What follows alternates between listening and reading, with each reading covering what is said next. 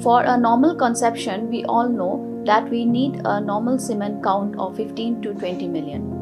But is pregnancy possible with a sperm count of less than 2 million? Yes, it is possible with a wonderful technique of ICSI, intracytoplasmic sperm injection. We can select morphologically normal sperms and inject into the eggs of the female partner with a very good success rate. Uba taibor lang patau beriu kertong manikonik election MLA nagaseng NPP nakamaulai constituency rengkat gajeng senran lang kinong yalam ba kinong kitkam ulalit ban IT ku hukum kabalapan mi dega yang syari kabalapan bena bakalapun kutno ekomokot duma persya ayo ba taibor lang patau halor gajeng pensaateng ban siau ya ke Employees Provident Fund ya kinong tray hagis nam kebalalit. Uba taibor lang patau doong bagani gajeng det ai ya kikot kalong ban pentip ya ka returning officer bagi yang cari kelapan kutno ekomokot duma hakash potrik rempang.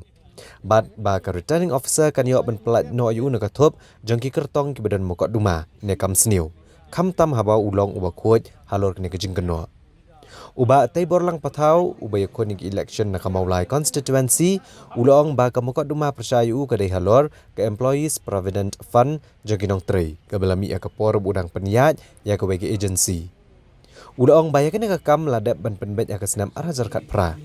Nrai namar bagan ya kam kalapoi ke yang bisar kumta ulaab bagai yang syari kan penmi ke hukum kabakat do halor kene kamokot duma. Bunch penkan mau ka election commission kari kelabo ke kendon na kababatha igi sengsan pertai bagi dai ban penbena pat ba leng baki kot kubor ya ki kerteng ki badan mokot duma ne ki badan ya ki dak sniu kenang bagi pat ba kintip ya kejing shisha ya kinong kersan ki jonga ma wadak pedeng kejing shisha kedho ke babon rekim simdu mesim ki don bin nadien jonga nama kisania ya nga tengah ngai ko ya paro kinong kersan bat ki pat ba nong sok snong molai ma kejing jemki abang alik meeting pelong meeting kikiwan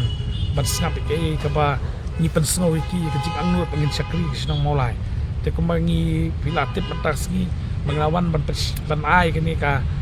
city sekaro kipat nasong senang mulai ru ncu petip ingba kini ka